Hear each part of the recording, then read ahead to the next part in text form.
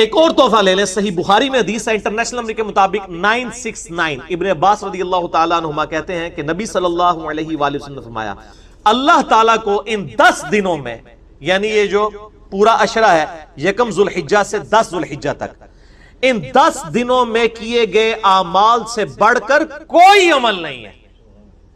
ایک صحابی نے عرض کیا یا رسول اللہ صلی اللہ علیہ وآلہ وسلم کیا اس میں نیکیاں کرنا جہاد سے بھی افضل ہے؟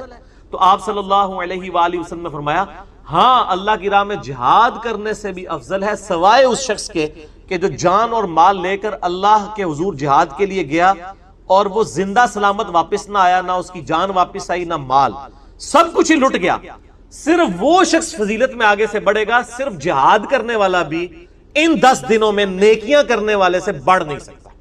صحیح بخاری 969۔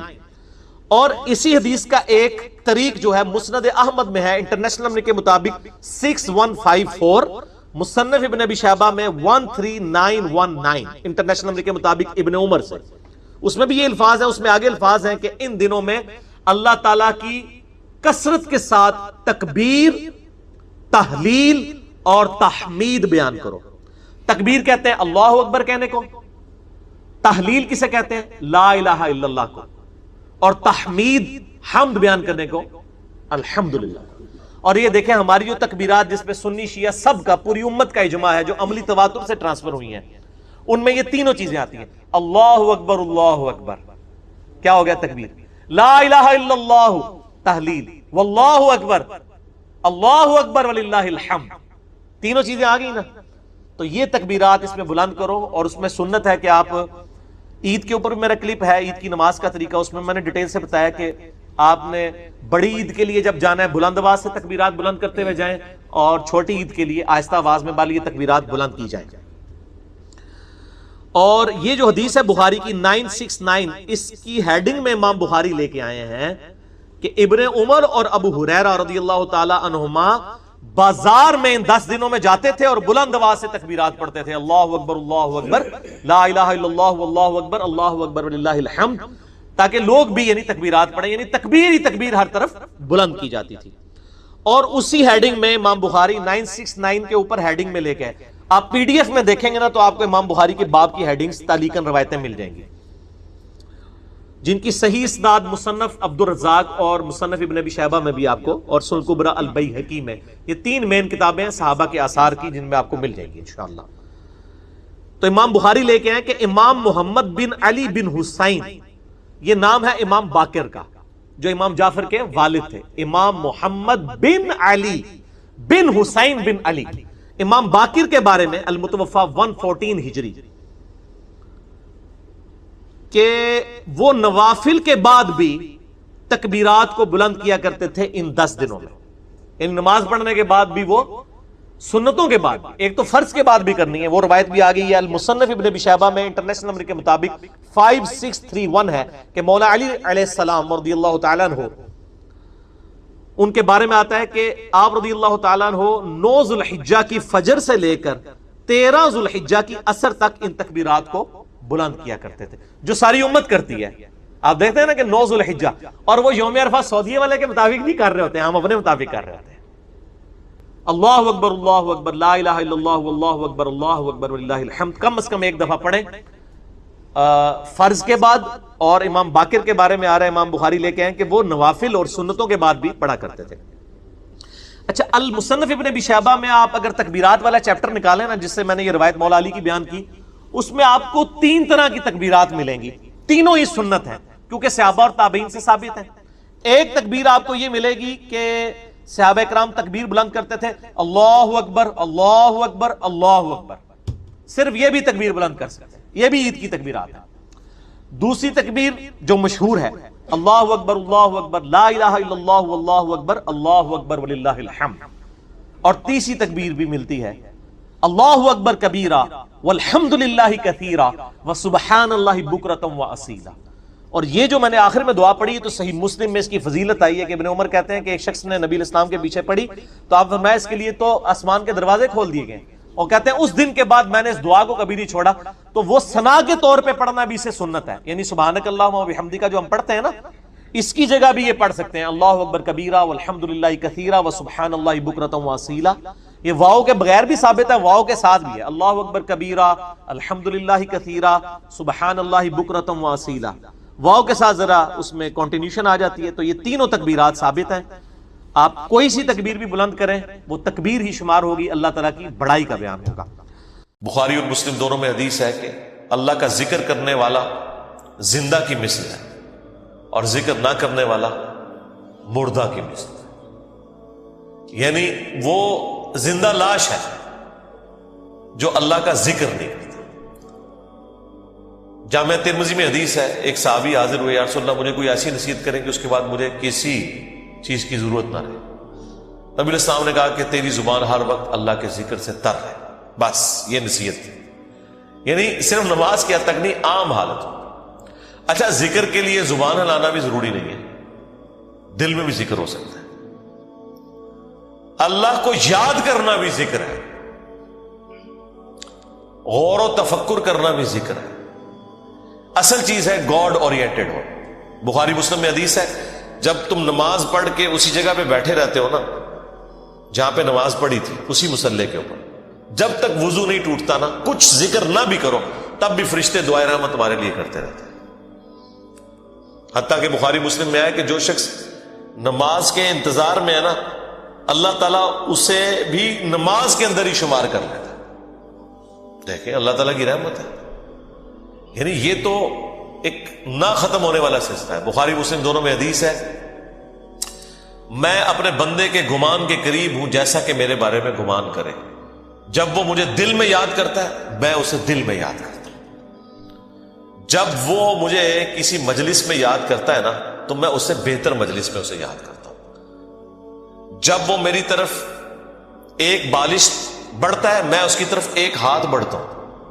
جب وہ میری طرف چل کے آتا ہے میں اس کی طرف دوڑ کر آتا ہوں. تو یہ حدیث قدسی ہے بخاری مسلم دونوں میں, اور اسپیسیفکلی یہ قرآن حکیم کی درس و تدریس کے حوالے سے ذکر ہوا تھا کہ ایسی مجلس میں فرشتے حاضر ہوتے ہیں, اور جب اللہ کے پاس جاتے ہیں, حالانکہ اللہ جانتا ہے, پھر بھی پوچھتا ہے کہ میرے بندوں کے پاس گئے تھے کس حالت میں پایا. وہ بتاتے ہیں یہ حالت تھی. پھر اللہ تعالیٰ پوچھتا ہے مجھ سے کیا مانگ رہے تھے, فرشتے بتاتے ہیں کہ بندے جنت مانگ رہے تھے. اللہ تعالیٰ پوچھتا ہے کیا جنت دیکھی انہوں نے, کہتے ہیں نہیں, اگر دیکھ لیتے تو اس سے بھی زیادہ مانگتے. اور کیا کہتے تھے, جہنم سے آزادی مانگتے تھے. کیا جہنم دیکھی میرے بندوں نے, نہیں, اگر دیکھ لیتے اس سے بھی زیادہ اشد و سے مانگتے. اللہ تعالیٰ فرماتا ہے تم گواہ ہو جو میں نے سب کو معاف کر دیا. اچھا, وہ فرشتے کہتے ہیں یا اللہ ایک بندہ ایسا تھا جو ویسے ہی وہاں پہ آ گیا تھا, اس کی نیت نہیں تھی لیکن وہ ان کی مجلس میں بیٹھا تھا. اللہ تعالیٰ فرماتا ہے کہ یہ لوگ ہی ایسے ہیں کہ جو ان کی مجلس میں بھی بیٹھ جائے گا ان کو بھی میں نے بخش دیا.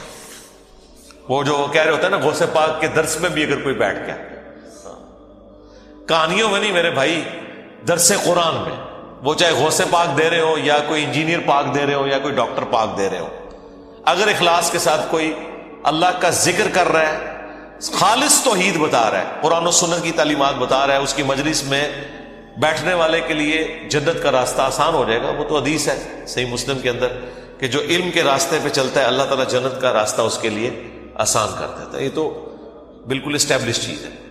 تو یہ ذکر ایسا معاملہ ہے کہ کوئی دل میں بھی یاد کرتا ہے نا, اللہ اس کو پھر دل میں یاد کرتا ہے. فَاذْكُرُونِي أَذْكُرْكُمْ, یہ تو قرآن میں سورۃ البقرہ میں ہے, اے میرے بندے مجھے یاد کر میں تیرا ذکر کروں گا, اور اس سے بہتر مجلس میں کروں, فرشتوں کی مجلس میں کروں. اور انسان کی کتنی خوش نصیبی ہے کہ انسان اللہ کو یاد کرے, اللہ تعالیٰ اس کے رسپانس میں اسے یاد کرتا ہے. انسان کا اللہ کو یاد کرنا یہ چھوٹی چیز ہے, اللہ کا اپنے بندے کو یاد کرنا یہ بڑی چیز ہے. سنن ابن ماجہ میں حدیث ہے, اور یہ تعلیقاً امام بخاری بھی یہ حدیث لے کے آئے ایک چیپٹر کی ہیڈنگ میں, اور یہ اتنی رکت انگیز حدیث ہے کہ اس حدیث کو میں نے اپنے اسکار کارڈ میں بھی شامل کیا ہے کہ میں اپنے بندے کے ساتھ ہوتا ہوں اس وقت جب وہ میرا ذکر کر رہا ہوتا ہے اور اس کے ہونٹ میرے ذکر کی وجہ سے ہل رہے ہوتے ہیں.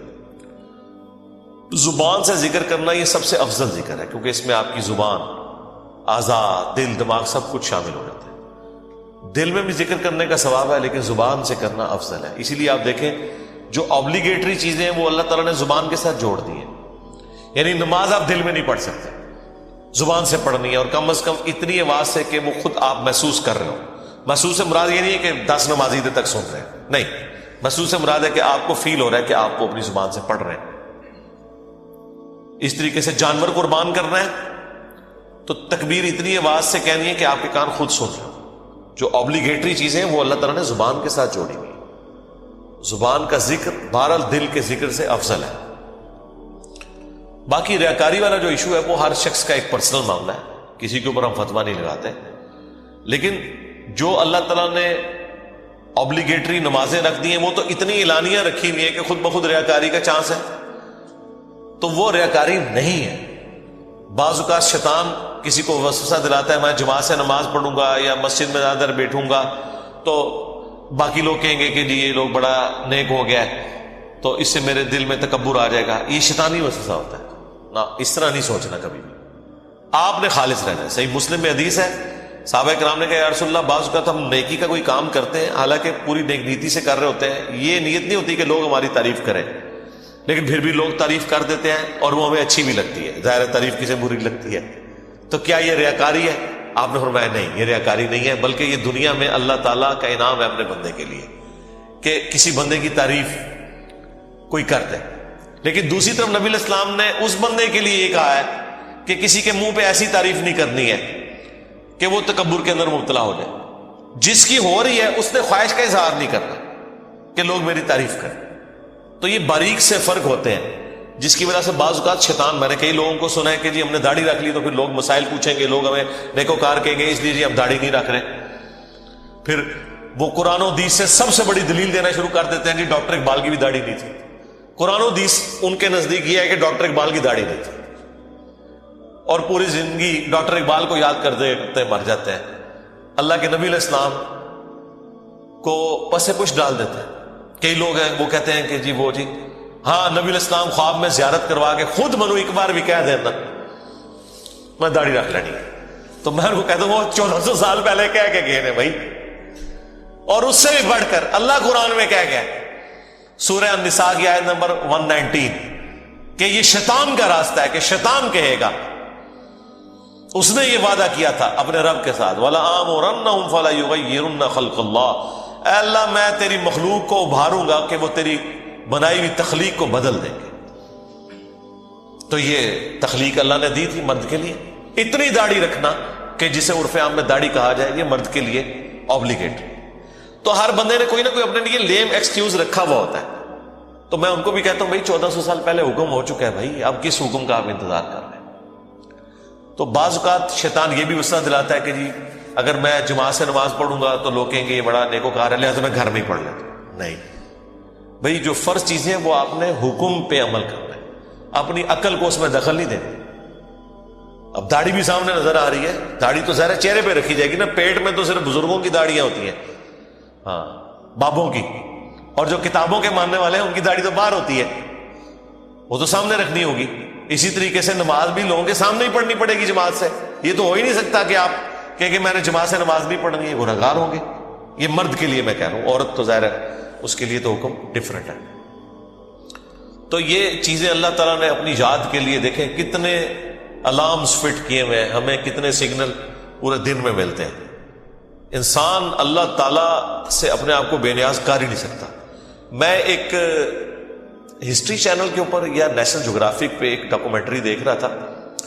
ایک کوئی نان مسلم تھا تو وہ مختلف مسلمان اسکالرس کے پاس نا امریکہ میں انٹرویو کرنے جا رہا تھا کہ ہمیں آپ ریلیجن کے بارے میں بتائیں کہ اسلام کیا ہے. تو وہ امریکہ میں ایک شیعہ عالم تھے، ینگ تھے. اس سے جب اس نے سوال کیا نا کہ اسلام کیا ہے تو اس نے کہا اسلام خدا کے گرد سینٹرڈ ہے، بس کہ ہر وقت خدا آپ کے سامنے ہونا چاہیے. یہ اسلام کی بیسک ڈیفینیشن. واقعی اس طرح یہی بات ہے. اسلام کیا ہے؟ ٹو سبمٹ یور ول، اللہ کے سامنے سر تسلیم خم کرنا. اچھا اب یہ بات مجھے بھی پتا، لیکن جب میں نے اس بندے کے منہ سے یہ بات سنی نا پھر میں نے غور کرنا شروع کیا. اس نے کہا کہ ہر وقت اللہ آپ کے سامنے ہونا چاہیے. تو پھر میں نے سوچا واقعی یار اسلام تو ہے ہی سینٹرڈ اراؤنڈ گاڈ ہے. صبح سے لے کر شام تک ہر چیز خدا کے گرد گھومتی ہے. صبح اٹھ کے آپ پہلا جملہ کیا بولتے ہیں؟ الحمدللہ الذی احیانا بعدما اماتنا والیہ النشور. تمام تعریفیں اس اللہ کے لیے جس نے مرنے کے بعد مجھے دوبارہ سے زندہ کر لیا اور میں نے لوٹ کے اسی کی طرف جانا ہے. آخرت کا ذکر بھی ساتھ ہی ہے. یہ تلوار جو ہے نا یہ ہر وقت لٹکی رہے گی. آپ دیکھیں دنیا میں جتنی دعائیں ہو رہی ہوتی ہے نا، آخرت کا موت کا ذکر ساتھ پیرلل میں آ رہا ہوتا ہے کہ تیاری سٹارٹ ہی صبح کیا ہو رہا ہے، اے اللہ موت کے بعد زندگی دی ہے اور پھر میں نے مر کے تیرے پاس ہی آنا ہے جو آخری موت ہے جس کے بعد میں نے اٹھنا بھی کوئی نہیں، پھر قیامت میں ہی اٹھنا ہے. یہ سٹارٹ ہو رہا ہے. نماز پڑھیں گے، وہ تو ذکر کی اعلیٰ ترین چیز، واقیم الصلاۃ لذکری، میری یاد کے لیے نماز کو قائم رکھنا. اور نماز کے بعد بھی اذکار، نماز کے اندر بھی اذکار، مسجد میں جانے کی دعا وہ بھی گاڈ اورینٹڈ، مسجد سے نکلنے کی دعا، ٹوائلٹ گئے ہیں تو اس میں جانے کی دعا، اس سے نکلنے کی دعا، پھر گھر سے نکلے ہیں پھر اللہ کو یاد کر کے نکلے ہیں. جہاں جا رہے ہیں اپنا کوئی کام سٹارٹ کر رہے ہیں تو اللہ کے نام سے سٹارٹ کر رہے ہیں اور ساتھ یہ ٹینشن لگی ہوئی ہے کہ فجر تو پڑھ لی ہے، اب زور کا وقت اتنے بجے ہے. اپنے آپ شیڈیول کو سیٹ کرتے ہیں تاکہ میں جماعت سے نماز پڑھ سکوں. تو بس جو یہ شیڈیول طے کر رہا ہے نا وہ بھائی فجر سے لے کے زور تک نماز کی حالت میں ہے، کیونکہ وہ نماز کے انتظار میں بیٹھا ہے. نماز کے انتظار میں بیٹھنے کے لیے مسجد میں بیٹھنا ضروری نہیں ہے. کوئی اپنے آفس میں بھی بیٹھا ہے نا اس انتظار میں کہ میں نے نماز کے لیے جانا ہے، وہ نماز کے انتظار میں بیٹھا ہوا ہے. پھر نماز کا وقت آ جاتا ہے، پھر بازار میں جانے کی دعا، سواری پہ بیٹھے تو اس پہ دعا. وہ ساری دعائیں ذرا آپ پڑھیں، کوئی بزرگ بابا آپ کو ان دعاؤں میں نظر نہیں آئے گا. خدا سے شروع ہو کے خدا بھی ختم. یہ کائنات سینٹرڈ اراؤنڈ گاڈ ہے. ہماری زندگی کا مقصد خدا کی پہچان ہے. انبیاء کے دنیا میں آنے کا مقصد خدا کی پہچان ہے. ہر چیز خدا کے گرد گھومتی ہے. یہ اصل میں اللہ کو مطلوب انسان ہے جو سینٹرڈ اراؤنڈ گاڈ.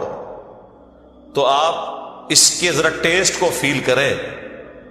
الذین آمنوا، جو لوگ ایمان لائے، وتطمئن قلوبہم بذکر اللہ، اور مطمئن ہوتے ہیں ان کے دل اللہ ہی کی یاد سے.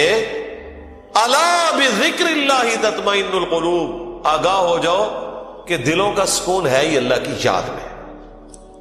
یہ اللہ تعالیٰ نے سکون رکھے اس کے اندر. سکون سے مراد یہ نہیں ہے کہ دنیا میں آپ کو کوئی پریشانی نہیں آئے گی. اگر یہ مطلب ہو تو انبیاء کرام نے تو سب سے زیادہ بے سکونی دیکھی. ہر آزمائش اللہ تعالیٰ نے ان کے اوپر ڈالی ہے اور وہ ثابت قدم رہے. مراد یہ کہ اگر کوئی آزمائش آئے گی تو وہ برداشت کرنا آسان ہو جائے گی. پھر دنیا حسنہ کیا ہے کہ دنیا میں اگر تکلیف بھی آئے تو صبر آ جائے گا کہ اللہ کی مرضی، انا للہ و انا الیہ راجعون. دیکھیں تکلیف میں بھی آپ کو یہ دعا سکھا دی گئی. ادھر بھی موت ہے، اے اللہ ہم تیری طرف سے آئے تھے، ہم نے بھی تیرے پاس ہی آ جانا ہے واپس. تو یہ تکلیف جو آئی ہے نا یہ بھی تو ایک نہ ایک دن ختم ہو جانی ہے. بڑی سے بڑی تکلیف بھی اس دن تو ختم ہو جانی ہے جس دن انسان کو موت آنی ہے. بیمار تھا تو جب بندہ ہی ختم ہو گیا تو بیماری بھی ختم ہو گئی. تو دیکھیں ہر جگہ گاڈ اورینٹڈ، اللہ کی طرف متوجہ رہنا. تو اس کے لیے اللہ تعالیٰ نے آپ کو پورا جو شیڈیول دیا ہوا ہے. ابھی تو یار ان لوگوں نے ہماری نمازوں کے مزے خراب کر دیے. میں کاش آپ کے اوپر وہ دریچہ کھل جائے جو ایک بند دریچہ ہے، وہ سال میں ایک دفعہ کھلتا ہے قیام اللیل کی شکل میں. لیکن اگر آپ امیجن کریں کہ دنیا میں جتنی بھی مساجد ہیں ان کے اندر جہری نمازوں میں قرآن الف لام میم سے شروع ہو کے یا سورہ فاتحہ سے شروع ہو کے والناس تک پورا سال چلے، ایک ایک رکوع، ایٹ لیسٹ ایک ایک رکوع، کتنا ٹائم لگ جائے گا؟ اگر یہ نماز 7 منٹ میں ختم کرتے ہیں وہ 20 منٹ میں ہو جائے گی یا 15 منٹ میں. ایک رکوع مغرب کے اندر پہلی رکعت میں، دوسرا رکوع مغرب کی دوسری رکعت میں، پھر عشاء کی رکعت میں اس سے اگلے والا رکوع، اور اس کی دوسری رکعت میں اس سے اگلا، اور اس طریقے سے فجر میں. یہ 6 رکعتیں جو ہیں آپ کی جہر، 2 مغرب، 2 عشاء اور 2 فجر. ان میں قرآن پورے سرکل میں چلتا رہے. آپ کو عربی آتی ہے نہیں آتی اس سے کوئی فرق نہیں پڑتا. آپ کا اسمارٹ فون آپ کے ہاتھ میں ہو اور ترجمے والا قرآن آپ نے اس پہ کھولا ہوا ہو. میں نے تو اس کا ثبوت بھی دے دیا بخاری سے کہ زکوان تابعی حضرت عائشہ کا غلام تھا جو انہیں قیام اللیل رمضان میں کروایا کرتا تھا. وہ حافظ نہیں تھا تو وہ مصحف ہاتھ میں پکڑتا تھا, اما عائشہ اس کے پیچھے رمضان کا قیام کرتی تھی. اس کا مطلب ہے سننے میں زیادہ آسانی اور مزہ آتا ہے بجائے خود پڑھنے کے. تو یہ حدیث امام بخاری نے ایک چیپٹر کی ہیڈنگ میں لیا اور اس کی پوری سند سنن الکبریٰ البیہقی اور مصنف ابن ابی شیبہ میں موجود ہے. بلکہ مصنف ابن ابی شیبہ میں تو یہاں تک ہے کہ انس ابن مالک اور باقی صحابہ کے بارے میں کہ انہوں نے پیچھے قرآن اٹھایا ہوتا تھا, سامنے حافظ کھڑا ہوتا تھا اور وہ سنتے بھی تھے دیکھ کے, اور اگر کہیں غلطی ہوتی تھی تو غلطی کو پکڑتے تھے. اور اٹھانے کا فائدہ یہ ہے کہ کنسنٹریشن آپ کی رہتی ہے.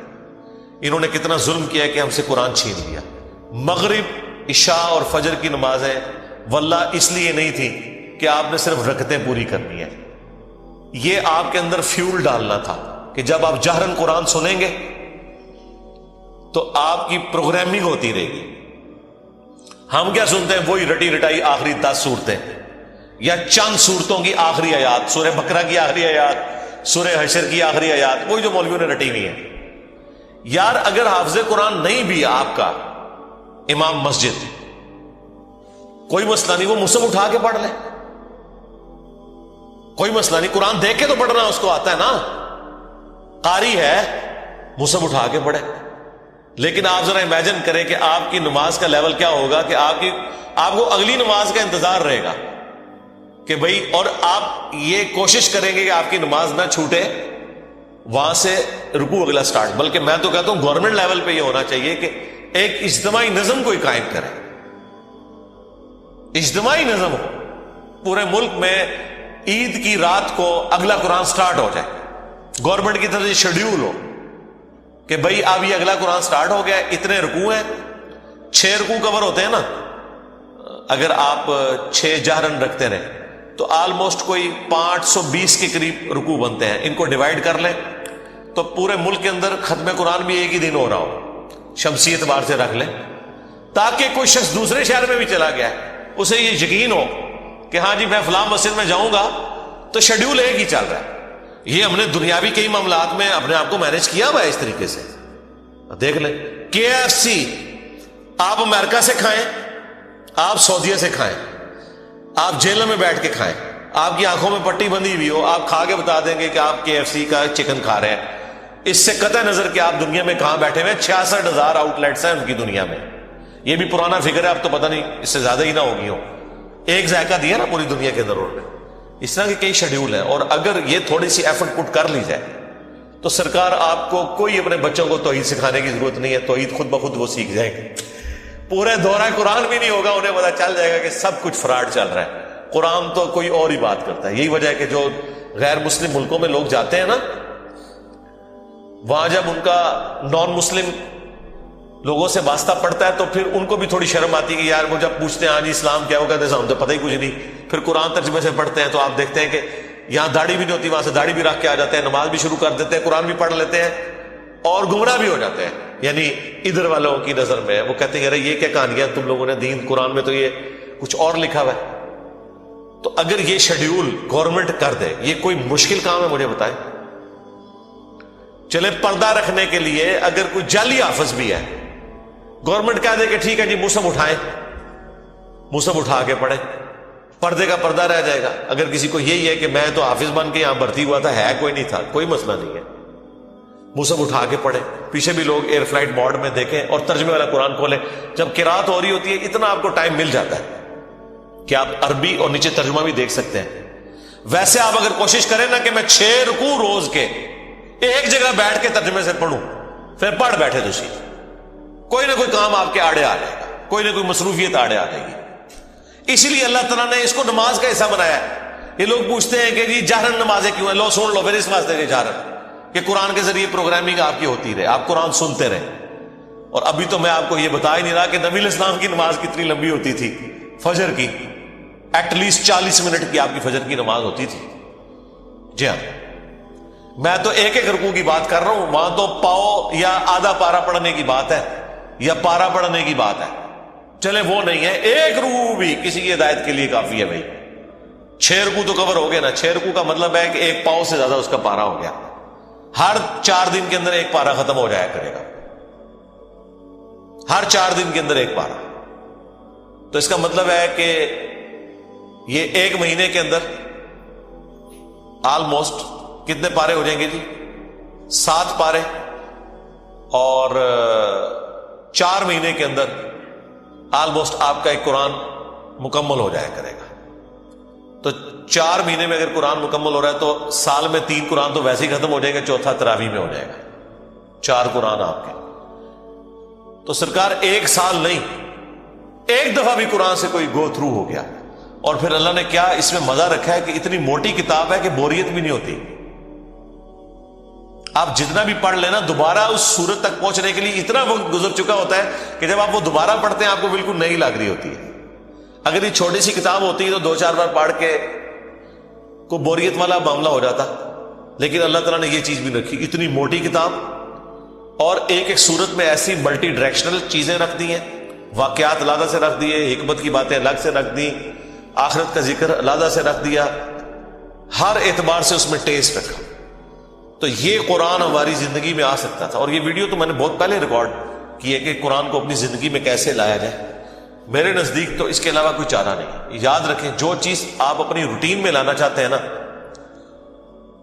کہ آپ اسے روزانہ کریں, تو پھر آپ اسے زندگی کی اس چیز کے ساتھ جوڑ دیں جس کے اوپر آپ کی 0 ٹالرنس ہے, تو وہ آپ کی زندگی کا حصہ بن جائے گی. مثلا بڑے لوگ پوچھتے ہیں جی, بڑی کوشش کی تھی, 1 مہینے تک واک کرتے رہے فجر کے بعد, بس پھر بعد میں نہیں واک ہو سکی جی, ٹائم ہی نہیں ملتا. تو میں ان کو کہتا ہوں آپ اس کو اپنی روٹین میں جوڑیں. روٹین آپ کی کیا ہے؟ نماز مسجد میں جا کے پڑھتے ہو, ہاں جی, بس موٹر سائیکل نہیں اب لے کے جانا, پیدل جانا ہے مسجد میں. فجر کی نماز کے لیے بھی پیدل جانا ہے. اپنی روٹین میں آپ جانا ہی جانا ہے. اگر مسجد 15 منٹ کی مسافت کے اوپر ہے, چاہتے نہ چاہتے 15 منٹ کی آپ کی واک ہو جائے گی. اور اس کو آپ کو یاد کر کے نہیں کرنا پڑے گا, سوائے اس کے کہ آپ نے جانا ہے تو آپ نے پیدل جانا ہے. یا عشاء کے وقت آپ ٹائم رکھنا چاہتے ہیں تو اپنی واک کا ٹائم وہ رکھ لیں, اور 5 نمازیں پیدل جا کے پڑھیں. تو آپ ذرا کیلکولیٹ کریں, ہر نماز کے ساتھ جانے اور آنے میں آپ کی واک اٹیچ ہو جائے گی, کیونکہ آپ نے روٹین کا حصہ بنا لیا. اس جو انسان کو اسپیشل کام کرنا پڑتا ہے نا, اس میں انسان کو تردد ہوتا ہے. لیکن جو انسان اپنی روٹین میں شامل کر لیتا ہے, بس یہ قرآن بھی میں کہتا ہوں آپ اپنی روٹین میں شامل کریں. اور اس کو شامل کرنے کا طریقہ یہی ہے کہ فرض نمازوں میں امام مسجد کی منت مارنی پڑے, کوئی مٹھی گرم کرنی پڑتی ہے اس کی, کریں اسے کہ بھائی یار چل کچھ نہیں تو فجر میں تو شروع کر یار, مغرب عشاء میں نہیں کر سکتا. میں آپ کو بتاؤں, ہمارے اسلام آباد میں پنڈی میں ایک مسجد ہے, وہ روٹین کے ساتھ پچھلے کئی سالوں سے ان کی فجر کی نماز میں آلموسٹ 1 پاؤ قرآن کور کرتے ہیں, اور پورا سال ان کا قرآن چلتا رہتا ہے. سب کو پتا ہوتا ہے کل یہاں سے شروع ہو رہا ہے, لوگ پڑھ کے آتے ہیں گھر سے بھی, ایک وہ اس کا ٹیسٹ فیل کرتے ہیں. تو یہ تو مسلسل آپ کی روٹین میں جب قرآن آئے گا تو یہ وہ ساری گناہ, وہ ساری برائیاں جن کو چھوڑنے کے لیے آپ کو ایک ایفرٹ پٹ کرنی پڑتی ہے, وہ آٹومیٹکلی آپ کی زندگی سے نکلتی چلی جائے گی. جس طرح آپ نے دیکھا کہ بعض لوگ ایسے ہوتے ہیں, بڑی ان کی شانہ زندگی ہوتی ہے, لیکن کبھی ان کے اوپر کوئی غم کی کیفیت ٹوٹتی ہے, بالکل بھی زندگی میں سادگی آ جاتی ہے. پھر آہستہ آہستہ وہ دنیا سے ریٹائر ہونا شروع ہو جاتے ہیں, ایک غموں کا پہاڑ گرتا ہے, آخرت اورینٹڈ ہو جاتے ہیں آہستہ آہستہ آہستہ آہستہ.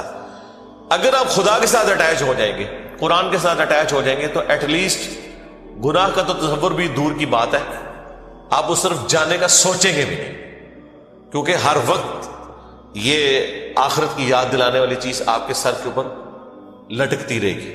قرآن کی تلاوت سے دلوں کا زنگ کیوں دور ہوتا ہے؟ آخرت اورینٹڈ ہوتا ہے. تلاوت سے اس لیے کہ آپ جب قرآن کی تعلیمات کو سمجھیں گے, ذرا عربیوں کو تو تلاوت ہی کہنا تھا نا, انہوں نے تو ترجمہ نہیں کرنا تھا نا.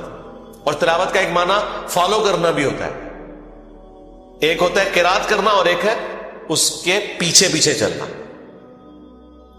تو یہ ترجمے والا قرآن اسمارٹ فون نے تو زندگی آسان کر دی ہے. میں کہتا ہوں اس سائنس نے ہماری دنیا تو آسان کی ہے, جو ہماری آخرت آسان کرتی ہے. آپ امیجن کریں اس یوٹیوب کی برکت سے صدیوں میں جتنے لوگوں نے توحید قبول کی ہے, چند سالوں میں ہمارے پلیٹ فارم سے کر لی ہے, جو امید ہی کوئی نظر نہیں آ رہی تھی. اور یہ آپ نہ سمجھیں یہ لوگ ہیں, یہ نسلیں ہیں. ہاں, آپ ان کو ملٹی پلائی کریں تو یہ ساری سائنس کی برکت ہے. آج دین کتنا سیکھنا آسان ہے, اور اس پہ عمل کرنے کے لیے آپ کو موٹیویٹ کرنے کے لیے کتنے والنٹیئر اویلیبل ہیں اگر آپ خدا کے ساتھ کمیٹڈ ہیں. اللہ تعالی ہمیں ہر وقت اپنی یاد میں رہنے کی توفیق دے. اللہ تبارک و تعالی اپنے ذکر پہ ہمیں استقامت دے. آج کی ہم قرآن کلاس کو اس دعا کے اوپر اہتمام کرتے ہوئے اینڈ کرتے ہیں. نبی الاسلام نے حضرت معاذ بن جبل سے فرمایا تھا, جامعہ ترمذی میں اور سنن نسائی میں حدیث ہے, اے معاذ میں تم سے محبت کرتا ہوں اور تمہیں نصیحت کرتا ہوں کہ ہر فرض نماز کے بعد اس دعا کو لازم کر لینا, اللہم اعنی علی ذکرک و شکرک و حسن عبادتک. ایک حدیث میں الفاظ ہے ربی اعنی علی ذکرک و شکرک و حسن عبادتک. اے اللہ میں تیری مدد مانگتا ہوں, میری مدد فرما اس بات پر کہ میں تیرا ذکر کروں, تیرا شکر کروں اور بڑے احسن طریقے سے تیری عبادت کرتا رہوں پورے پروٹوکول کے ساتھ. اس میں تو میری مدد فرما. اب دیکھیں یہ بھی اسی سے ریلیٹڈ تھی. نماز پڑھ کے فارغ ہوئے ہیں اور نماز کے بعد یہ دعا کر رہے ہیں کہ اللہ میں تیرا ذکر کروں, تیرا شکر کروں اور احسن طریقے سے تیری عبادت کرتا رہوں, اس پہ تو میری مدد فرما. یعنی دعا سے اپنے آپ کو کبھی بھی غافل نہیں کرنا. سبحانک اللہم و بحمدک اشہد ان لا الہ الا انت استغفرک و اتوب الیک وما علینا. اللہ کی یاد, لا الہ الا انت سبحانک انی کنت من الظالمین, سورۃ الانبیاء میں آیا. اور اللہ تعالیٰ نے فرمایا سورہ الصفات میں کہ اگر یونس اس دعا کے ساتھ ہمیں یاد نہ کرتا ہائے ہائے تو پھر اسی دن مچھلی کے پیٹ سے نکالا جاتا جس دن کے مردے نکالے جائیں گے, یعنی قیامت تک. یعنی وہ مچھلی یونس کی قبر بن جاتی اگر وہ یہ دعا نہ کرتا. اس سے کئی رزلٹ نکلے. ایک تو رزلٹ یہ نکلا کہ یہ دعا اللہ کو اتنی محبوب ہے کہ وہ اللہ جس کا جلال اتنا ہے کہ وہ اپنے پیغمبر کو بھی کہہ رہا ہے کہ تو نے قیامت والے دن ہی نکلنا تھا, کہ مجھے اتنا غصہ ہے تیرے اوپر, گناہ کے اوپر نہیں لغزش کے اوپر, وہ غصہ بھی ٹھنڈا ہو گیا. اس لیے میں کہتا ہوں سب سے بیسٹ استغفار جو آئے ہیں ان میں سے ایک لا الہ الا انت سبحانک انی کنت من الظالمین ہے. اور جامعہ ترمذی میں حدیث ہے جو شخص بھی یونس کی دعا کے ساتھ اللہ کی طرف متوجہ ہوا اللہ اسے محروم نہیں لوٹائے گا. یہ اسماء اعظم میں سے ہے. اور قرآن میں بھی ہے کذالک ننجی المؤمنین, مومنین کو بھی ہم نجات دیں گے جو یہ یونس کی طرح دعا مانگے گا. یہ تو قرآن میں بھی ذکر ہے. لا اچھا اس کی دیکھیں ترجمہ کتنا پیارا ہے, لا الہ الا انت, کوئی معبود نہیں سوائے تیرے, سبحانک اللہ تو غلطیوں سے پاک ہے, انی کنت من الظالمین, میں تو انسان ہوں نا غلطیاں کروں گا. یار اس سے بہتر انداز ہو سکتا ہے کہ یا اللہ تو غلطی اس لیے نہیں کرتا کہ تو پاک ہے, تو پاک تو صرف تو ہے, مخلوق تو اس لیول پہ پاک ہو نہیں سکتی. اس لیے ورنہ تو ہم مخلوق کو بھی سبحان پیغمبروں کے ساتھ بھی لگا رہے ہوتے ہیں. انسان جتنا بھی پرفیکٹ ہو پاک نہیں ہو سکتا. انبیاء کو اللہ نے گناہوں سے پاک کیا ہے, لغزشیں ان سے بھی ہوئی ہیں.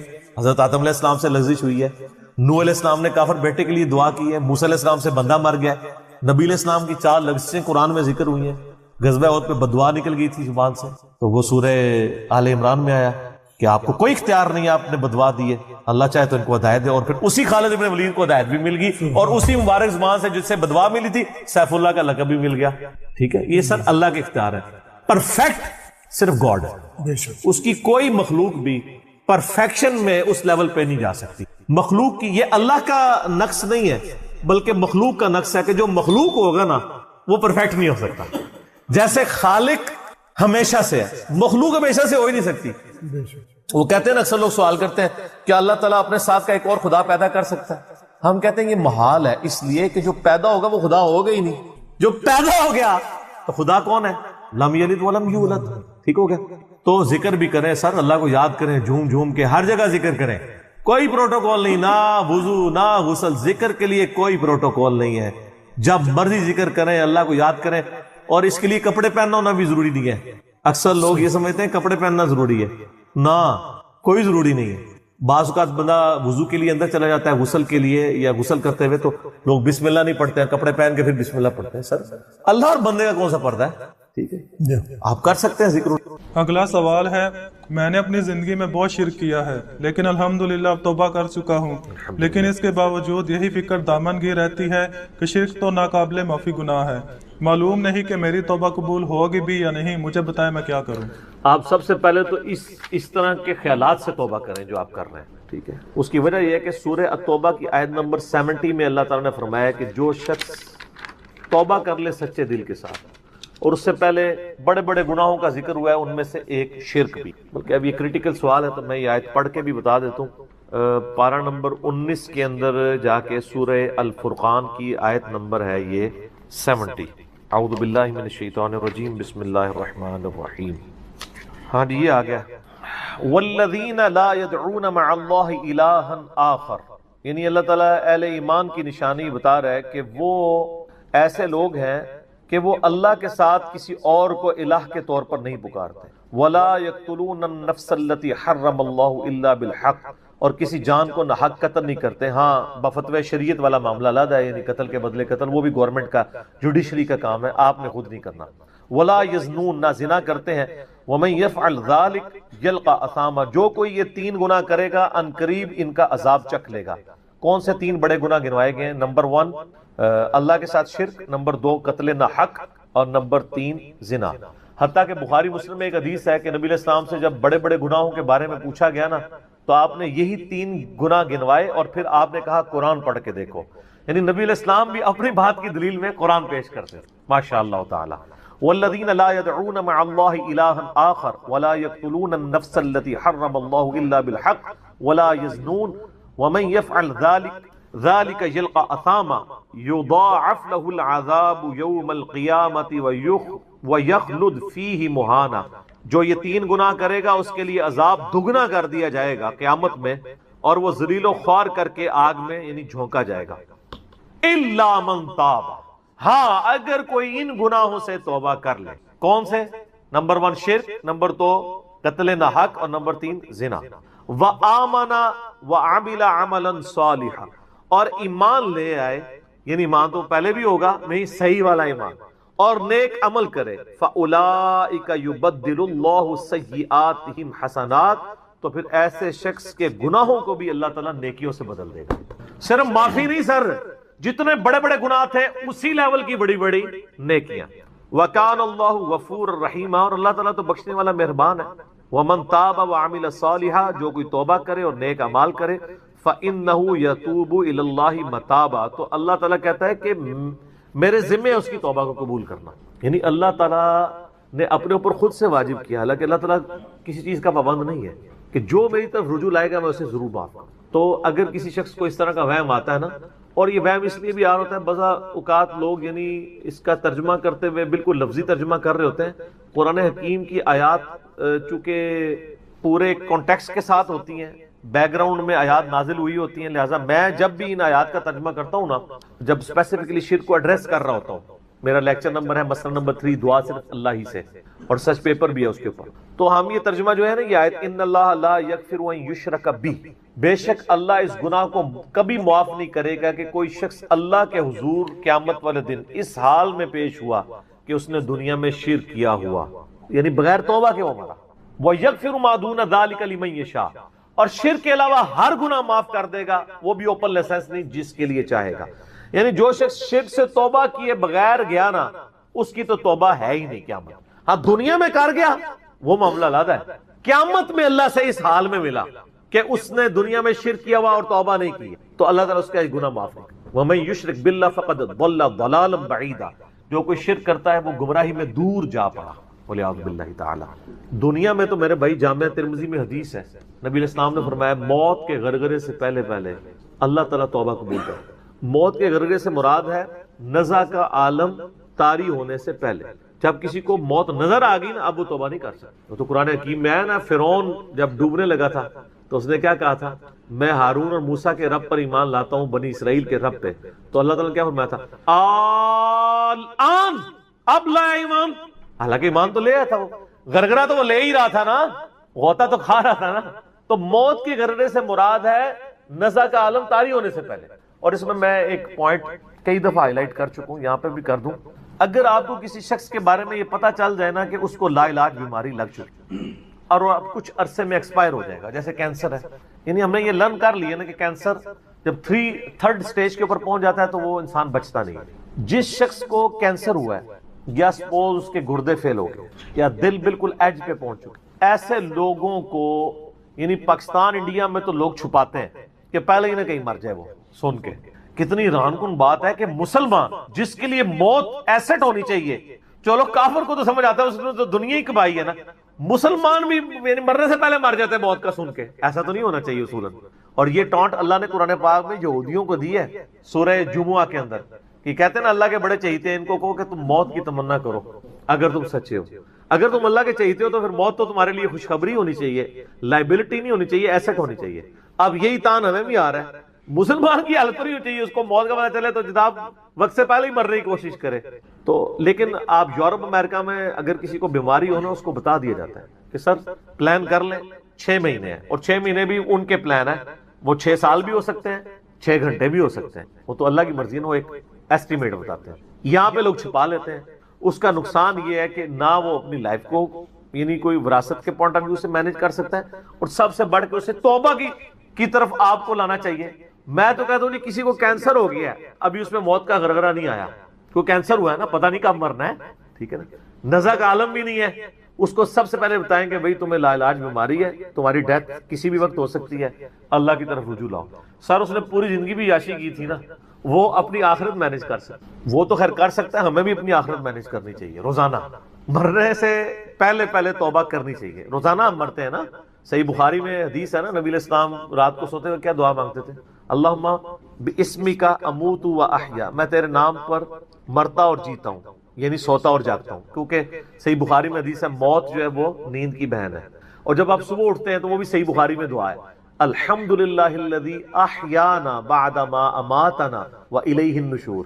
تمام تعریفیں اس اللہ کے لیے ہیں جس نے مجھے مرنے کے بعد زندہ کیا، یعنی موت کے بعد زندہ، اور میں نے پلٹ کے اس کی طرف جانا ہے۔ تو رات کو سونے سے پہلے توبہ کریں، اور سب سے بیسٹ توبہ تو وہ بخاری مسلم میں حدیث ہے، جس نے رات میں سورۃ البقرہ کی آخری 2 آیات پڑھ لی اسے ہر چیز سے کفایت کر جائیں گی۔ آمن الرسول بما انزل الیہ من ربہ والمؤمنون کل آمن باللہ وملائکتہ وکتبہ ورسلہ لا نفرق بین احد من رسلہ وقالوا سمعنا واطعنا غفرانک ربنا والیک المصیر لا یکلف اللہ نفسا الا وسعها۔ آنورڈ، اس میں تجدید ایمان بھی ہے، اللہ پر ایمان، کتابوں پر، فرشتوں پر، اس کے بعد دعائیں ہیں، ربنا لا تؤاخذنا ان نسینا واخطانا، اس کے اندر توبہ شامل ہے۔ سب سے بیسٹ تجدید ایمان جو ہے سورہ بقرہ کی آخری 2 آیات ہیں، اور یہ ہمارے وظیفے میں ہم نے بلو کارڈ کے اوپر بھی لکھا ہے کہ نبی علیہ السلام نے فرمایا، اور یہ حدیث بخاری مسلم دونوں میں، جو شخص رات کو سونے سے پہلے سورۃ البقرہ کی آخری 2 آیات پڑھ لے، اس میں جو کچھ اللہ سے مانگا ہے وہ اس کو دے دیا جائے گا، یہ بھی الفاظ ہے۔ تو اس میں کیا کچھ مانگا ہوا ہے؟ تو تجدید ایمان۔ پھر صحیح بخاری میں حدیث ہے کہ نبی علیہ السلام فرمایا جو صبح یقین کے ساتھ ایک دفعہ پڑھ لے سید الاستغفار، اور شام سے پہلے اگر مر گیا سیدھا جنت میں جائے گا، اور اگر شام کو پڑھ لیا پورے یقین کے ساتھ، یقین سے مراد ہے کہ باقی توبہ کا اس کا ارادہ ہوا، صبح سے پہلے مر گیا سیدھا جنت۔ اللہم انت ربی لا الہ الا انت خلقتنی وانا عبدک وانا علی عہدک ووعدک ما استطعت اعوذ بک من شر ما صنعت ابوء لک بنعمتک علی وابوء بذنبی فاغفر لی فانہ لا یغفر الذنوب الا انت۔ یہ سید الاستغفار ہے۔ تو یہ وہ ہے توبہ جو روزانہ کرنی چاہیے، نزع سے پہلے یعنی صبح بھی پڑھے شام کو پڑھے۔ بلکہ مسند البزار میں صحیح سند کے ساتھ ہے کہ نبی صلی اللہ علیہ وآلہ وسلم ہر فرض نماز کے بعد بھی سید الاستغفار پڑھتے ہیں، ہر فرض نماز کے بعد۔ ایک تو ہم پڑھتے ہیں نا اللہ اکبر استغفر اللہ استغفر اللہ استغفر اللہ اللہم انت السلام منک السلام تبارک یا ذا الجلال والاکرام۔ اس کے بعد آپ سید الاستغفار آیت الکرسی بھی پڑھیں، آیت الکرسی کے بارے میں بھی آیا ہے سنن نسائی الکبریٰ کے اندر صحیح سند کے ساتھ، ہم نے گرین کارڈ میں ڈالا ہے کہ جو شخص آیت الکرسی فرض نماز کے فوراً بعد پڑھے گا مرتے ہی جنت میں جائے گا۔ لیکن نماز پڑھے گا، خالی آیت الکرسی نہیں، نماز کے فوراً بعد، تو نماز بھی اس کو پڑھنی چاہیے۔ تو اس طرح یعنی تجدید ایمان والا یہ معاملہ بھی کرنا چاہیے، اور یہ وہمی نہیں بننا چاہیے کہ اللہ تعالیٰ معاف نہیں کرے گا۔ صحیح بخاری اور مسلم دونوں میں حدیث ہے کہ میں اپنے بندے کے گمان کے قریب ہوں، جو بندہ میرے لیے گمان کرتا ہے میں ویسا ہوں اس کے۔ جو شخص یہ کہتا ہے اللہ مجھے معاف نہیں کرے گا تو اس کو واقعی اللہ معاف نہیں، اور جو کہے گا کہ اللہ تعالیٰ مجھے معاف کر دے گا اسے اللہ معاف کر دے گا۔ تو انشاءاللہ تعالیٰ یہ کبھی ایسا نہیں کرنا چاہیے اللہ تعالیٰ سے نا امیدی والا معاملہ۔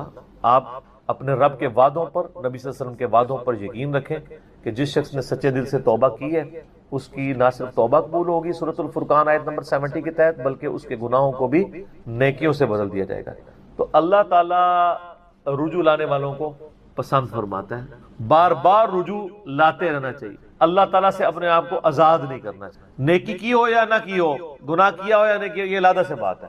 نبی علیہ السلام سے بڑھ کر کون نیک ہو سکتا ہے؟ صحیح بخاری میں حدیث ہے کہ میں بھی روزانہ 70 سے زیادہ دفعہ اپنے رب کی طرف استغفار لے کے آتا ہوں، استغفر اللہ و اتوب الیہ، نبی علیہ السلام۔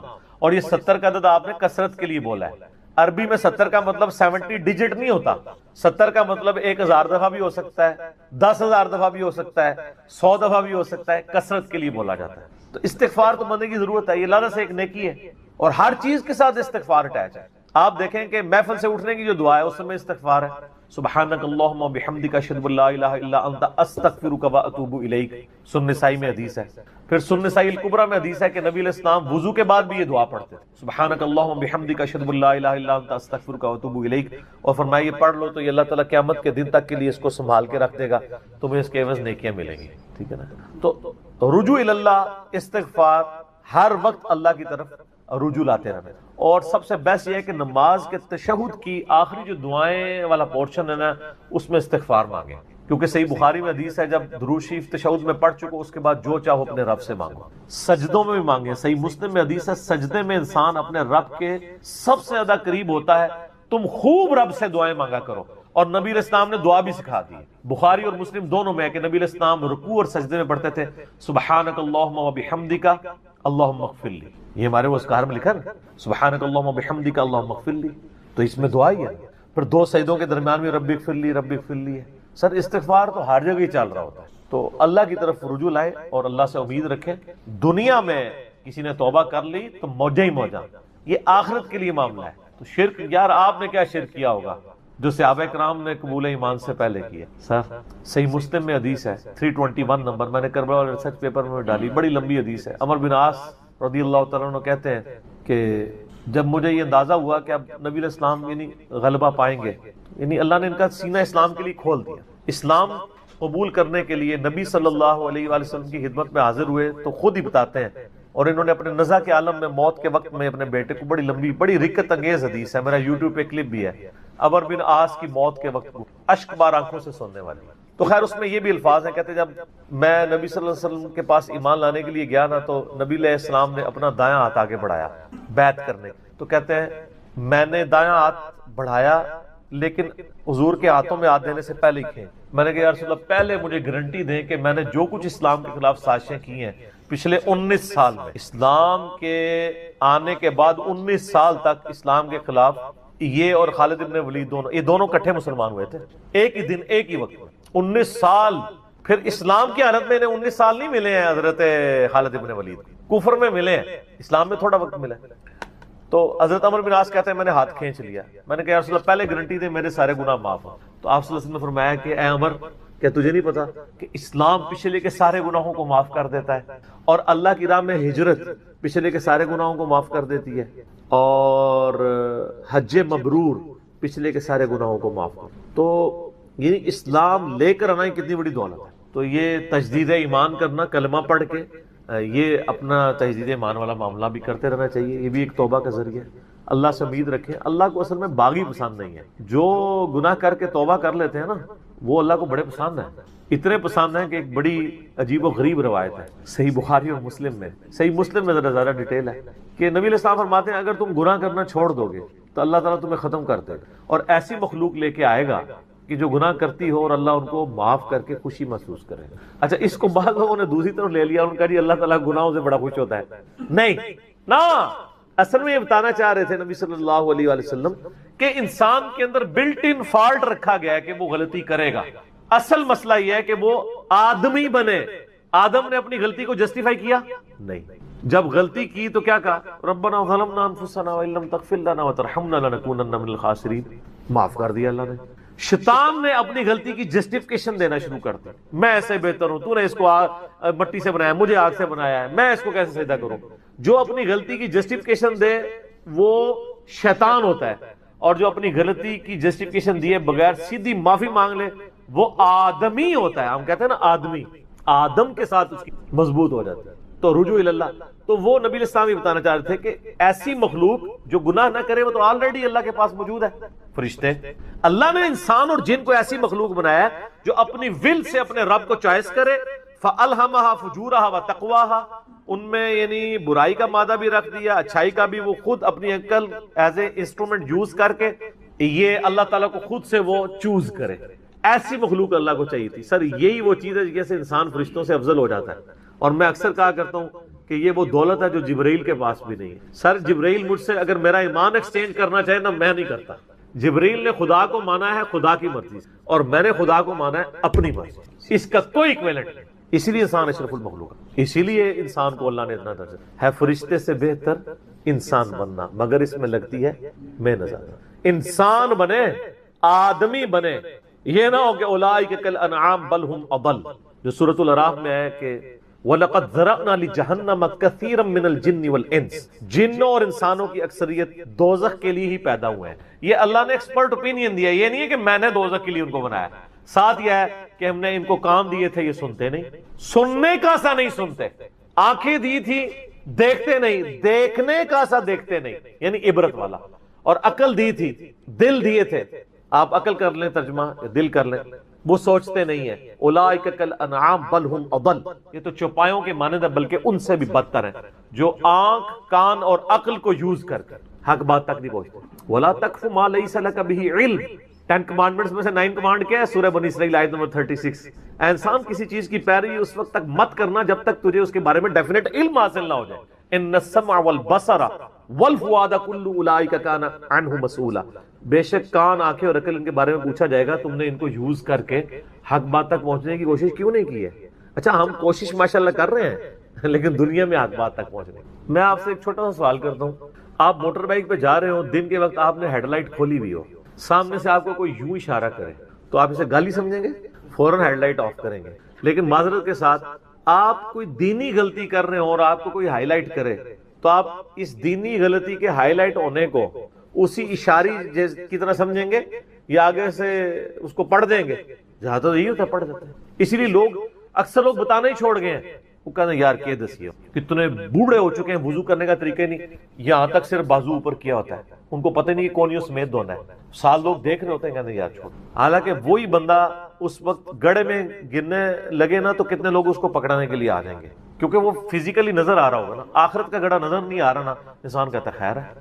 یہی ہمدردی ہماری آخرت کے پوائنٹ آف ویو سے بھی ہونا, اور یہی حوصلہ ہمیں سننے کے اعتبار سے بھی ہونا چاہیے. میں اکثر کہتا ہوں کہ دنیا میں اگر آپ کو گالی دے کے بھی آپ کے دنیا کے نفع کی کو بات کرے نا, فلانا ٹھیک ہے تو اتنے بیٹھے ہیں, ادھر تو اناؤنسمنٹ ہوئی ہے کہ جناب جو اپنا شناختی کارڈ لے کے آ جائے تو اس کو راشن فری مل رہا ہے, تو آپ کو اس دوست کی گالی یاد آئے گی کہ یار بڑی مہربانی, بعد میں بھی آ کے بھی شکریہ ادا کریں گے.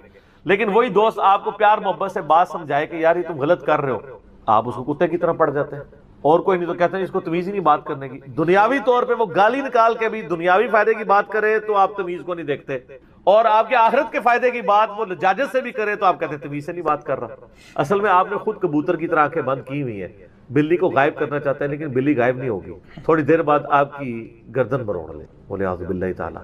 یعنی یہ ایک انسان کے اوپر ایک موت کی تلوار تو لٹک رہی ہے, ٹھیک ہو گئے تو ان کو کہ بے فکر ہے, توبہ قبول ہے انشاءاللہ تعالی. اگلا سوال, کیا فرض نماز کے بعد 3 بار استغفر اللہ کے بعد ایک دفعہ سید الاستغفار بھی پڑھ سکتے ہیں؟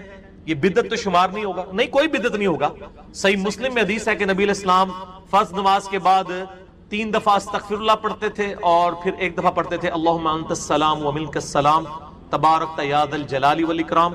اور بخاری اور مسلم دونوں میں ہے کہ فرض نماز کا مکمل ہونا نبی علیہ السلام کی ہم تکبیر کی آواز سے پہچانتے تھے, یعنی بلند آواز سے آپ اللہ اکبر کہتے تھے. پہلے ایک دفعہ اللہ اکبر بلند آواز سے کہنا ہے, پھر 3 دفعہ آہستہ آواز میں استغفر اللہ. یہ ہمارے اہل حدیث بھائی جو ہیں اس سنت پہ عمل کر رہے ہیں, لیکن وہ استغفر اللہ بھی اونچا بولتے ہیں. استغفر اللہ اونچا بولنا خلاف سنت ہے, صرف اللہ اکبر بلند آواز سے. اور دوسری طرف علماء عرب ہیں, انہوں نے اپنے اذکار کارڈ میں سے اللہ اکبر نکال ہی دیا ہوا ہے, وہ صرف استغفر اللہ پڑھتے ہیں. اور جب ان سے پوچھیں کہ یار اللہ اکبر نہیں پڑھتے, وہ کہتے ہیں نہیں, یہ جو بخاری مسلم میں ہے نا کہ نبی علیہ السلام بلند آواز سے تکبیر پڑھتے تھے, تو تکبیر سے مراد استغفر اللہ ہے.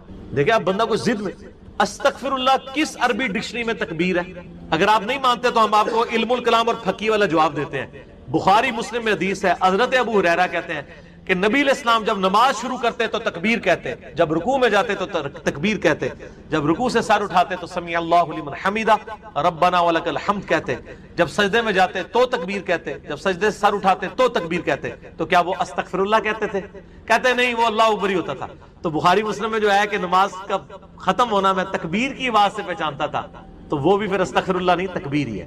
یہ میں نے پکی علماء عرب کو بھی دی تھی، اور وہ بڑے ضد میں ہیں. وہ کسی کارڈ کے اوپر ان سے جو عربی کارڈ بھی چھپ کے آتے ہیں نا، آپ لوگ دیکھیں نا، وہ اللہ اکبر نہیں لکھا ہوتا. یہ تو شکر ہے دارالاسلام والوں نے، چونکہ انٹرنیشنلی سب سے بڑا ادارہ ہے اہل حدیث کا، انہوں نے جو اذکار والے چھاپے اس میں اللہ اکبر چھاپا ہے، تو یہ عام ہوا ہے. ورنہ پاکستان کے اہل حدیث بھی اس کے اندر مبتلا ہو گئے تھے. اب ایون یہاں جو عرب ملکوں سے اہل حدیث آتے ہیں نا، وہ اللہ اکبر نہیں اونچا کہتے، وہاں پہ ٹرینڈ نہیں ہے، وہ سنت ہی کھا گئے ہوں. دیکھو ایک سوال میں کتنے جواب دیتے ہیں. تو استغفر اللہ کے بعد آپ سید الاستغفار پڑھ سکتے ہیں. بخاری میں حدیث ہے، جو بندہ سید الاستغفار صبح کے وقت ایک دفعہ پڑھ لے پورے یقین کے ساتھ، یہ انٹرنیشنل نمبر کے مطابق ہے 6306. ٹھیک ہے جی، ابھی تو میں جوان ہوں.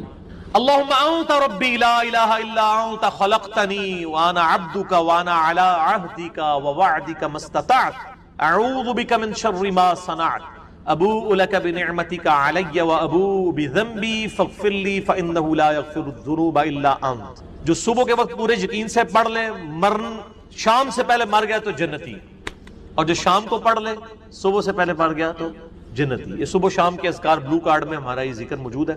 آپ یہ سید الاستغفار فرض نماز کے بعد پڑھ سکتے ہیں، بلکہ سنت بھی ہے. گرین کارڈ میں ہم نے نہیں ڈالا، وہاں جگہ نہیں تھی. مسند البزار میں صحیح سند کے ساتھ یہ حدیث موجود ہے کہ نبی علیہ السلام فرض نماز کے بعد بھی ایک دفعہ سید الاستغفار پڑھتے تھے. تو نہ صرف یہ جائز ہے بلکہ سنت ہے. اور میں الحمدللہ فرض نماز کے بعد جو آیت الکرسی کا وظیفہ ہے، باقی اذکار ہیں، تو میں سید الاستغفار ہر فرض نماز کے بعد پڑھتا ہوں، کیونکہ نبی علیہ السلام کی سنت تھی سید الاستغفار بھی، اور 3 دفعہ استغفر اللہ لادہ سے، اور اللہم انت السلام منک السلام، اور باقی اذکار. اور یہ تو میں صرف سمجھانے کے لیے کہہ رہا ہوں، یہ تو آپ گن بھی نہیں سکتے. قرآن پاک میں اللہ تعالیٰ نے فرمایا نا کہ اللہ کی نعمتیں اتنی زیادہ ہیں کہ تم انہیں شمار کرنا چاہو تو شمار بھی نہیں کر سکتے. تو وہاں سے اللہ تمہیں رزق دے گا، تمہیں گمان بھی نہیں. اب رزق کے لیے ضروری نہیں ہے کہ آپ کے پاس مال و دولت اور آپ کے ایسٹس بڑھ جائیں. یہ بھی اللہ تعالیٰ کا بہت بڑا رزق ہے کہ آپ کے پاس جو تھوڑے بہت ایسٹس ہیں وہ سلامت ہیں. کسی ایک میڈیکل کیس کسی گھر کے اندر 1 کروڑ پڑتی بندے کو بھی لا کے زیرو پہ کھڑا کر سکتے. آپ کی زندگی میں کئی ایسے کیسز ہوئے ہوں گے، جدادیں تک بک جاتی ہیں. اور مجھے واصف علی واصف صاحب کی بات یاد آ گئی. وہ کہتے ہیں میں وہ مسجد میں بیٹھا ہوا تھا تو ایک بندے کو میں نے دیکھا کہ وہ دعا مانگ رہا ہے کہ یا اللہ 25 سال پہلے جو میں نے دعا تجھ سے کی تھی وہ واپس لے لے، بس یہ دعا کر رہا ہے. کہتے ہیں وہ فارغ ہوا تو میں نے اسے پوچھا کیا ہوا؟ اس نے کہا جی 25 سال پہلے میں نے اللہ سے رو رو کے ایک بیٹا مانگا تھا، میری بیٹی ہی تھی صرف، اور وہ بیٹا میرے گاٹے فٹ ہو گیا، یعنی وہ نشے میں مبتلا ہو گیا، سارا گھر کا مال اس نے بیچ دیا، مجھے کنگال کر دیا. تو میں اللہ سے کہہ رہا ہوں یا اللہ یہ اولاد واپس ہی لے لے. تو یہ بھی تو ہو سکتا ہے. سورہ توبہ میں آتا ہے، اللہ تعالیٰ آتا ہے اپنے جو فاسق و فاجر لوگوں کے بارے میں کہ اللہ تعالیٰ چاہتا ہے کہ ان کی اولاد کو ہی ان کے لیے عذاب بنا دے، اولاد بھی عذاب بن سکتی. اس لیے میں دعا کیا سکھائی گئی ہے، ربنا هب لنا من ازواجنا وذرياتنا قرۃ اعین واجعلنا للمتقین اماما. اے اللہ ہماری بیویوں اور ہماری اولاد میں آنکھوں کی ٹھنڈک بنا اور ہمیں پرہیزگاروں کا امام بنا، ہماری آنے والی نسلیں پرہیزگار ہوں، ورنہ یہ تو مصیبت بھی گلے پڑ سکتی. تو ایک میڈیکل کیس آپ کو کہاں سے کہاں لے کے جا سکتے، ایک بچے کا نافرمان ہونا آپ کو کہاں سے کہاں لے کے جا سکتے. اور اس سے بڑی ناکامی تو آخرت کی ناکامی ہے. ایسا بچہ بھی ہو سکتا ہے کہ جو آپ کی دنیا تو برباد نہ کرے لیکن آخرت برباد کر دے، اس کی وجہ سے آپ گناہوں میں مبتلا ہو جائے. تو یہ بھی رزق کی ایک فارم ہے.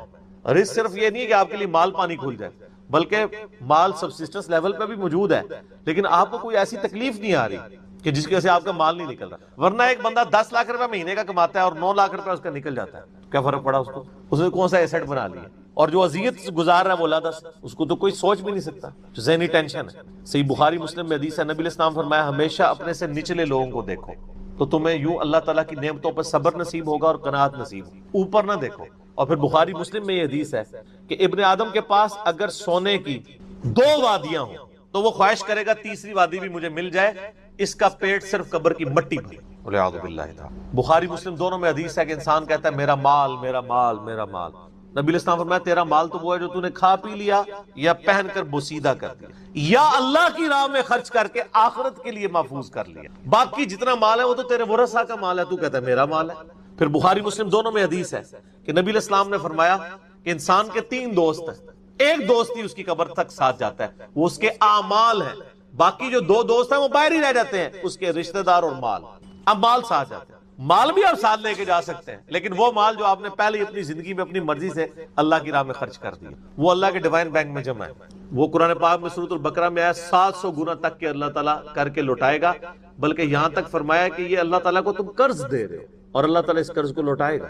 دیکھیں کتنا قدردان ہے کہ دیتا اللہ ہے، اور جب اسی کے دیے ہوئے میں سے آپ اسی کی راہ میں خرچ کرتے ہیں تو وہ کہتا ہے کہ یہ تم نے مجھے قرض دی، اللہ کہتا ہے میں تمہارا مقروض ہوں، تمہیں لوٹاؤں گا۔ یہ ہے اللہ تعالیٰ کی قدردان۔ جامعہ ترمذی میں حدیث ہے، مسند امام احمد میں موجود ہے کہ نبی علیہ السلام فرمایا کہ جب بھی کوئی شخص دعا کرتا ہے وہ خالی نہیں جاتی، یا تو اس دعا کے عوض جو تم نے مانگا وہ اللہ تمہیں عطا کر دیتا ہے، یا اس سے بہتر یعنی اس کی برکت سے اللہ تعالیٰ بہتر نعم البدل دیتا ہے، تمہاری کوئی تکلیف ٹال دیتا ہے، یا پھر اس دعا کو سنبھال کے رکھتا ہے قیامت کے دن کے لیے، اور اس دعا کے ایکویلنٹ تمہیں اجر عطا فرما۔ تو دعا تو بہت ضروری ہے، اللہ کی طرف رجوع لانا ہے۔ ٹاپک اور طرف چلا جائے گا، فی الوقت اس کی طرف آپ کنسنٹریٹ کریں کہ اللہ تعالیٰ مارا ہے کہ تمہیں وہاں سے رزق ملے گا، تمہیں گمان بھی نہیں ہوگا۔ وَمَن يَتَوَكَّلْ عَلَى اللَّهِ، اور جو کوئی اللہ پر توکل کرے فَهُوَ حَسْبُهُ، تو اللہ اس کے لیے کافی ہے۔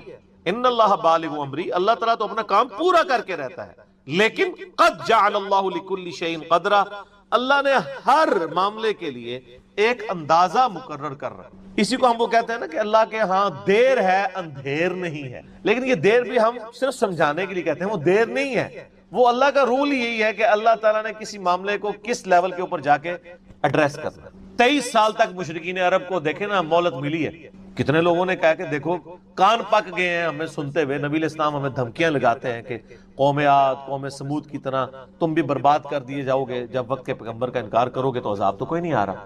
اور قرآن پاک میں پھر نبی علیہ السلام کے بارے میں بھی آتا ہے کہ آپ علیہ السلام نے بھی تھوڑی سی بے صبری کا مظاہرہ کیا، سورۃ الانعام کے سٹارٹ میں آپ پڑھ کے دیکھ لیں تو اللہ تعالیٰ نے پھر جلال فرمایا کہ اے نبی تم چاہو تو جاؤ زمین میں کوئی سرنگ تلاش کر لو، یا آسمان میں کوئی سیڑھی لگا کے ان کی مرضی کا معجزہ انہیں لا کے دکھا دو۔ ہم اپنے فیصلوں میں یعنی کسی کے پابند نہیں ہیں۔ پھر سورہ آل عمران میں آتا ہے جب غزوہ احد کے موقع پہ نبی علیہ السلام کی زبان سے بددعا نکل گئی خالد ابن ولید کے لیے کہ اللہ تعالیٰ ایسی قوم کو کیسے ہدایت دے گا جنہوں نے اپنے نبی کا چہرہ خون سے رنگ دیا۔ یہ صحیح مسلم میں الفاظ ہیں، قرآن پاک میں اشارتاً اس کا ذکر ہے سورہ آل عمران میں۔ اللہ تعالیٰ نے فرمایا کہ نبی آپ کو کوئی اختیار نہیں ہے، اللہ تعالیٰ چاہے تو ان کو ہدایت بھی دے۔ ہائے ہائے، یہ اللہ کے فیصلے ہیں، یہ کسی انسان کا کوئی فیصلہ۔ تو اب ان آیات کی روشنی میں بزرگ تو کسی کھاتے میں نہیں بنتے، لوگ بزرگوں کو لے کے بیٹھ رہے ہوتے ہیں جی بزرگ دعا کریں گے، بزرگ کر دیں گے، بزرگوں نے کیا کرنا ہے؟ یا تو نبی علیہ السلام کے بارے میں فرمایا جا رہا ہے کہ آپ کو کوئی اختیار نہیں ہے، اللہ تعالیٰ چاہے تو بخش دے، اللہ تعالیٰ چاہے گرفت فرمائے، اللہ تعالیٰ چاہے ڈھیل دے۔ اللہ نے ہر کام کے لیے ایک اندازہ مقرر کیا ہوا ہے، وہ اسی موقع کے اوپر اللہ تعالیٰ اس چیز کو اسٹیبلش، وہ اللہ کے ڈیوائن علم میں ہے کہ کب اللہ تعالیٰ نے اسلام کا غلبہ کروانا ہے۔ جب نہیں کروایا تو 13 سال میں 125 بندے ہی مسلمان ہوئے ہیں، اور اگلے 13 سال کے اندر دونوں سپر پاورز بھی الٹ دی گئی ہیں، دونوں طرف ٹائم پیریڈ تو ایک ہی ہے۔ تو یہ اللہ تعالیٰ فیصلے فرماتا ہے۔ عمر اور رزق میں برکت کے لیے کوئی وظیفہ بتا دیں۔ اس میں نے بتا دیا نا، صحیح بخاری مسلم دونوں میں حدیث ہے، نبی صلی اللہ علیہ وآلہ وسلم نے فرمایا جو شخص یہ چاہے کہ اس کے رزق میں برکت کر دی جائے، عمر دراز کر دی، تو اپنے رشتہ داروں کے ساتھ اس نے، لیکن یہ بھی تقدیر میں لکھا ہوا ہوگا کہ وہ کرے گا تو یہ ہو جائے گا، تو اسی کو توفیق ملے گی نا۔ تو اللہ تعالیٰ اس کی عمر میں برکت صرف یہ نہیں ہے کہ ایک بندہ 60 سال کا ہے تو اب 100 سال پہ مرے، کئی 100 سال کی زندگی پاتے ہیں اور کام چوانی کا بھی نہیں کر کے مرتے، اور بعض لوگ 50 سال میں اتنا کام۔ امام شافعی کی عمر 55 سال تھی صرف جب فوت ہوئے ہیں، چلو شافعی کو تو چھوڑ دیں، اس سے پہلے آ جائیں عمر بن عبدالعزیز 38 سال کی عمر میں فوت ہوئے ہیں۔ 38 سال کی عمر میں 3 براعظموں پہ ایسے نقوش چھوڑ گئے ہیں کہ آج دنیا حیران ہے۔